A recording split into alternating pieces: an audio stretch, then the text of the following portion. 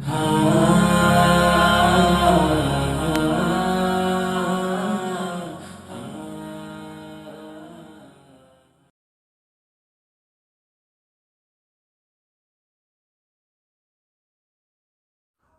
व नसल्ली अला रसूलिहिल करीम अम्मा बाद अऊज़ु बिल्लाहि मिनश शैतानिर रजीम बिस्मिल्लाहिर रहमानिर रहीम व शाविरहुम फिल अम्रि फइज़ा अज़मता फतवक्किल अलाल्लाह। বাংলাদেশের কওমি মাদ্রাসা সমূহের সর্ববৃহৎ ঐতিহ্যবাহী প্ল্যাটফর্ম বিফাকুল মাদারিসিল আরাবিয়া বাংলাদেশের দায়িত্বশীল কর্মকর্তাদের নিয়ে সাম্প্রতিক সময়ে অনাকাঙ্ক্ষিত বিতর্ক শুরু হয়েছে।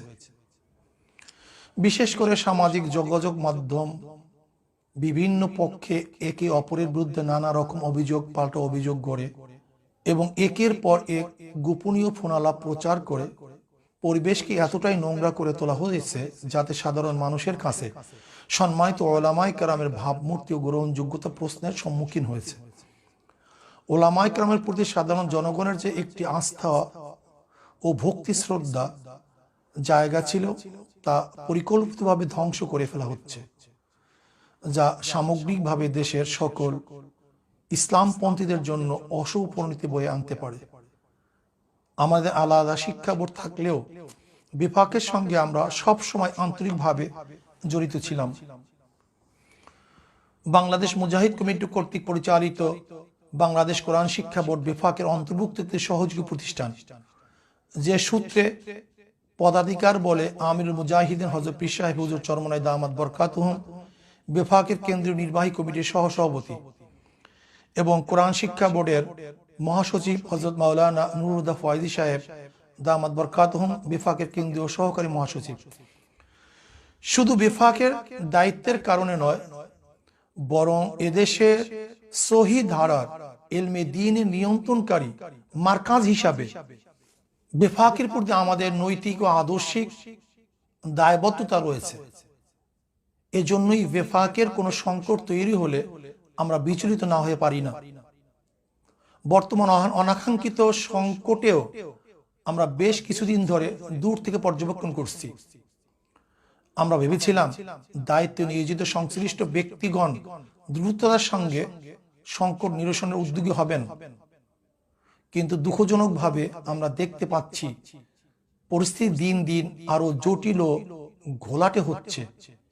বিফাকের সংশ্লিষ্ট অনাকাঙ্ক্ষিত বিতর্কে সারা দেশের ওলামা এবং তোলাবা জড়িয়ে পড়ছে।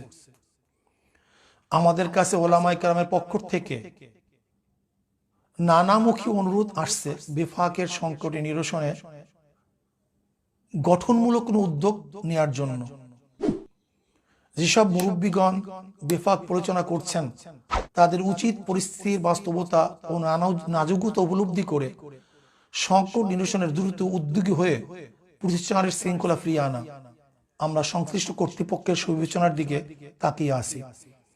তারা যদি দ্রুত শৃঙ্খলা ফিরিয়ে আনতে এবং পরিস্থিতি নিয়ন্ত্রণে সক্ষম না হন, তাহলে এই ঐতিহ্যবাহী মারকাজের শৃঙ্খলা ফিরিয়ে আনতে এবং একে একটি সত্যিকারের প্রাতিষ্ঠানিক ভিত্তির উপর দাঁড় করতে আমরা দ্রুত দেশের সচেতন উলামায়ে কেরামের সঙ্গে পরামর্শ করে বিফাকের পূর্ণ গঠনের সুনির্দিষ্ট প্রস্তাবনা তুলে ধরব ইনশাআল্লাহ।